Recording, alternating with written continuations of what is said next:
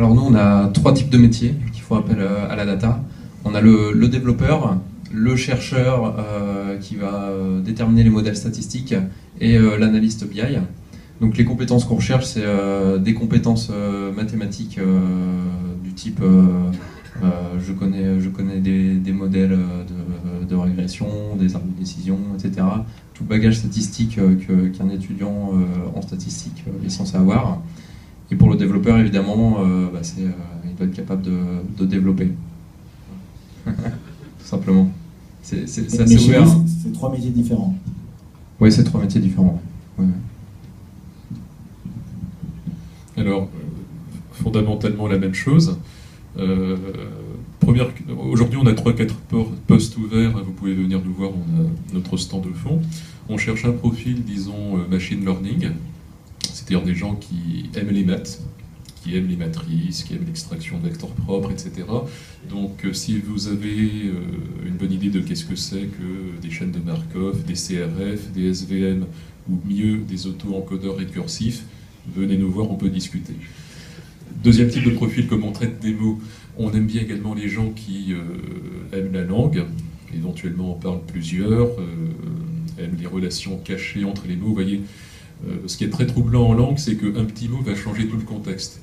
La caissière était aimable comme une porte de prison, l'élève doit redoubler d'attention, enfin, un mot peut tout changer. Donc on essaye de modéliser finalement des phénomènes de langue à un niveau linguistique très profond. Aujourd'hui, on est en état de l'art sur la plupart des tâches.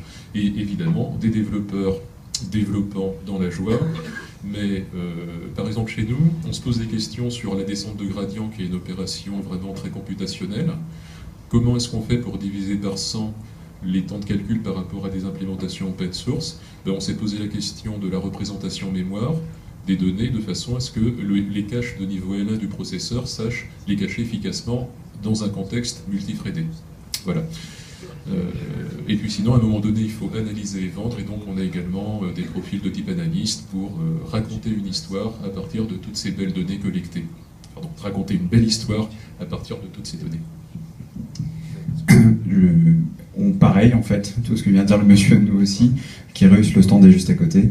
Ce que je voudrais juste peut-être ajouter, c'est que les gens qui, on va dire, collaborent avec nous en entreprise sont des directeurs marketing, donc il faut avoir une sensibilité marketing particulière, il faut savoir parler de ce qu'est un produit, ce qu'est un marché, ce qu'est une offre. Il faut avoir cette sensibilité produit qui est essentielle pour arriver à extraire de la donnée, de l'information et à utiliser cette information dans des business process. Donc il faut savoir ce qu'est le upselling, le cross-selling, le churn, etc. Donc la sensibilité marché, métier, marketing est essentielle de notre point de vue. Je crois que je ne serais pas très différenciant, avec peut-être un tout petit bémol qui est juste une précision sur les outils utilisés. Comme vous l'avez dit, c'est des outils open source et Hadoop en particulier.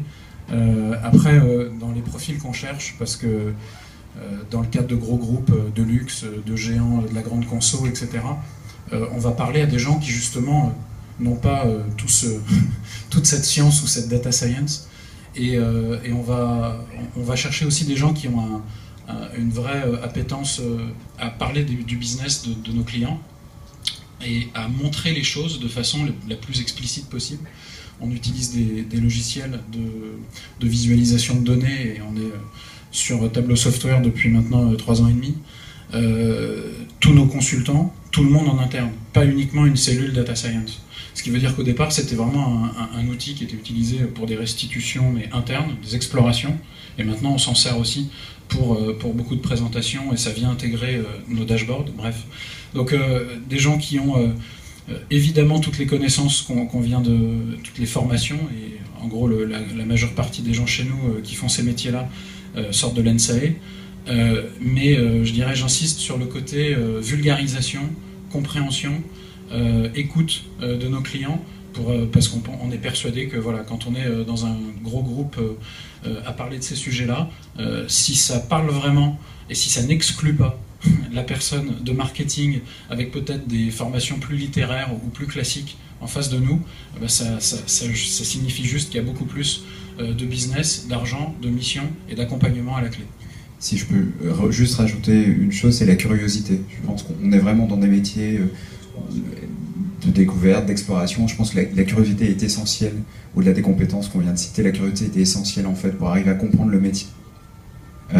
À comprendre le métier de l'autre, donc beaucoup d'empathie, beaucoup de curiosité, ce sont des choses essentielles dans ce type de métier.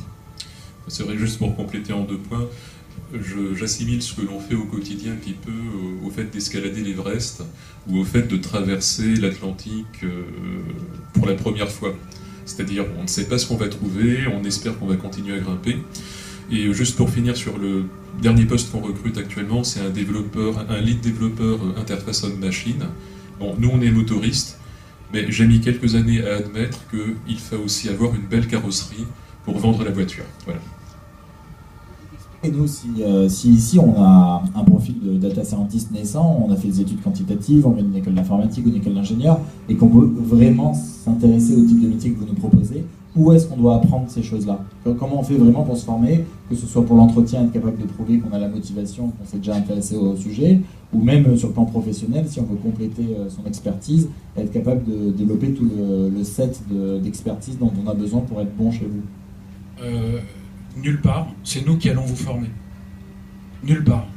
C'est-à-dire que vraiment, les gens qui sortent d'école, et qui sortent d'école de l'ENSAE, de Centrale, d'HEC et autres, qui viennent nous retrouver sur des profils qui peuvent être aussi des profils d'accompagnement, de consulting et d'analyste, c'est des gens dont on n'exige pas des connaissances particulières supérieures à leur niveau de sortie d'école, qui est déjà très bien.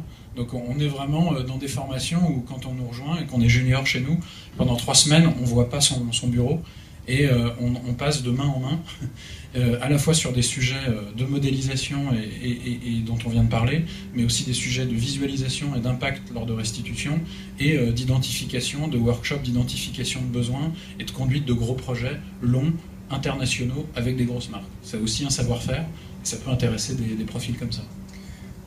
Pour aller dans le même sens, en fait, quand vous travaillez sur un projet pour un grand opérateur téléphonique, et puis quelques semaines, quelques mois après pour un retailer, et puis après pour un brasseur, etc. En fait, ce sont des domaines tellement différents qu'on découvre quasiment le métier à chaque fois.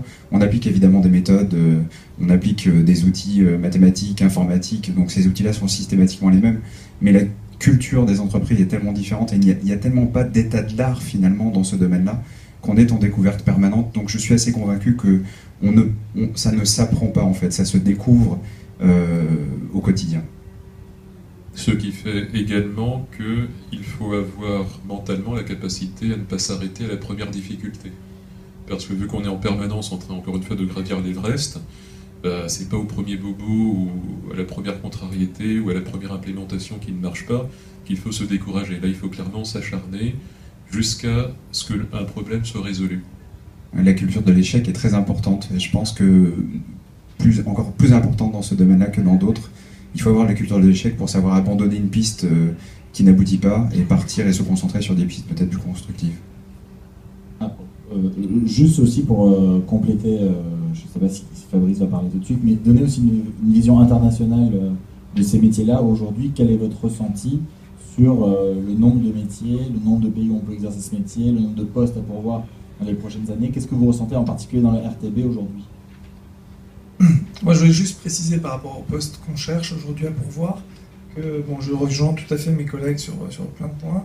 Je dirais que nous, on reste quand même une jeune société qui a un peu moins de 2 ans, donc toujours dans un esprit start-up. Donc c'est vrai que ce qu'on peut exiger d'une personne qui sort de l'école, c'est aussi un état d'esprit. Donc voilà, les compétences sont en effet celles de l'école, plus ou moins, évidemment en fonction du sérieux de l'étudiant, mais on va dire que globalement nous on cherche quelqu'un qui a un état d'esprit de curiosité,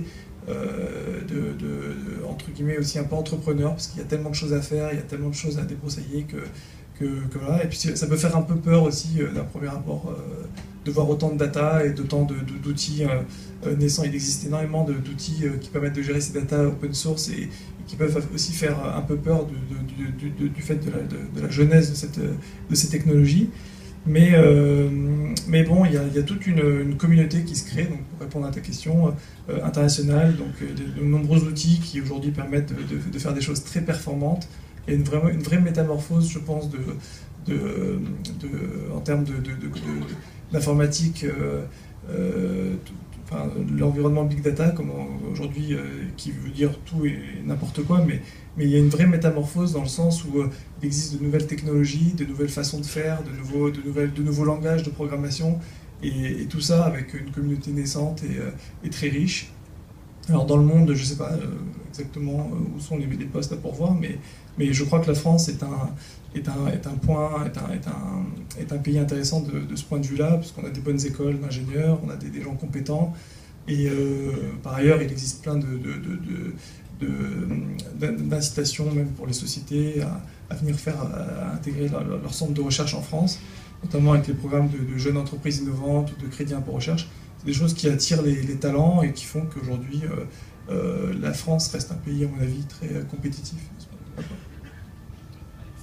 Pardon, Alexis, même question, mais j'aimerais aussi que tu me dises, j'imagine que tu sais aussi bien ce que c'est que moi, les MOOC. Donc comment ça s'intéresse un petit peu d'aller sur Coursera, d'aller chercher des informations sur Internet quand on veut devenir data scientist en RTB? En fait, je ne sais pas ce que c'est que les MOOC. Le cours en ligne que tu peux trouver sur Internet, ou bien de Stanford, ou bien d'un certain nombre d'universités qui proposent de la formation, et puis surtout tout simplement le fait que l'essentiel, on va dire des choses qui sont à découvrir, ne sont pas aujourd'hui enseignées parce qu'elles ne sont pas matures. Voilà, exactement. Enfin, je pense qu'on parle vraiment d'un terrain très aride. Donc, en termes de cours, je pense que les cours enseignés en France sont parfaits. Je pense aussi que... Hello. Voilà, et je pense aussi que la France a peut-être un grand rôle à jouer dans ce type de métier, comme elle le joue par exemple en finance quantitative depuis quelques années. Donc la formation, suivez vos cours et apprenez vos leçons, et je pense que ça suffira. Ensuite, sur l'international, nous on est tout simplement, on cherche un analyste BI pour partir au Brésil dès demain. Donc voilà, c'est des métiers sans frontières. Ah, c'est un rapport avec hier ou pas? Non, ça... Non, on va refaire un petit tour de table. J'aimerais juste